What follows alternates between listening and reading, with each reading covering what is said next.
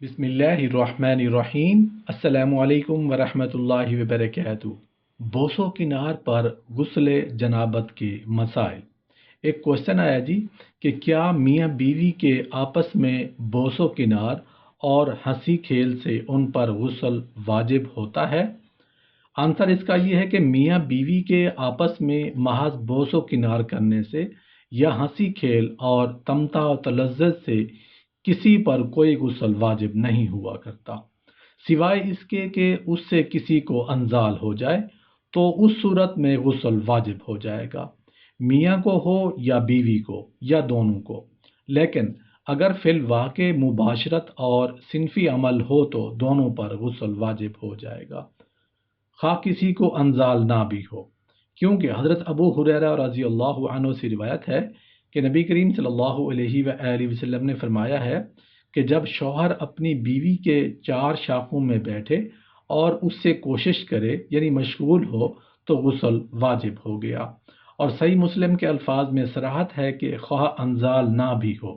اور یہ مسئلہ بہت سی عورتوں بلکہ مردوں پر بھی مخفی ہے۔ وہ سمجھتے ہیں کہ مباشرت میں جب تک انزال نہ ہو غسل واجب نہیں ہوتا۔ یہ بہت بڑی غلطی اور بہت بڑی جہالت ہے۔ الغرض مباشرت عملی میں ہر حال میں غسل واجب ہے، اور بوسو کنار میں یا کھیل اور تمتع و تلذذ ظاہری میں کوئی غسل نہیں، علیہ یہ کہ کسی کو انزال ہو جائے یا رطوبت نکل آئے یا نکل کر بہہ جائے۔ ایک کوشچن آیا جی، کیا میری بیوی پر غسل جنابت لازم ہوگا جبکہ ہم بستر ہوں اور دخول ہو جائے مگر رحم میں انزال نہ ہو؟ آنسر اس کا یہ ہے جی کہ ہاں، اس پر غسل جنابت ہوگا جب دخول ثابت ہو جائے، کم ہو یا زیادہ، کیونکہ حدیث میں ہے ترجمہ، جب مرد اپنی اہلیہ کی چار شاخوں میں بیٹھے اور اس کے ساتھ کوشش کرے تو غسل واجب ہو گیا، خواہ انزال نہ بھی ہو۔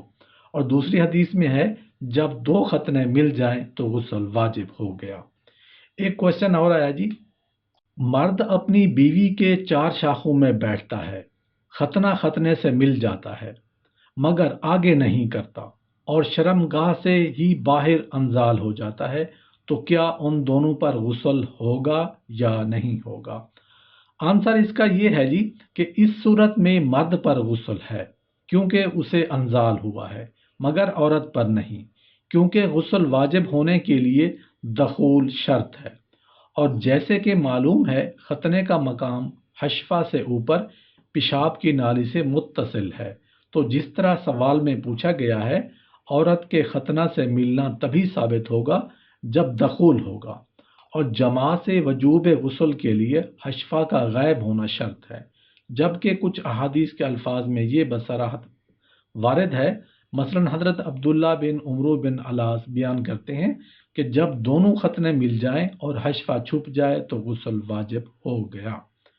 ایک کوشچن آیا جی، اس عورت کے متعلق کیا حکم ہے جسے بغیر کسی تحریک کے سیلان رطوبت کا عارضہ ہو یا کسی معمولی تحریک سے ایسے ہو جاتا ہو؟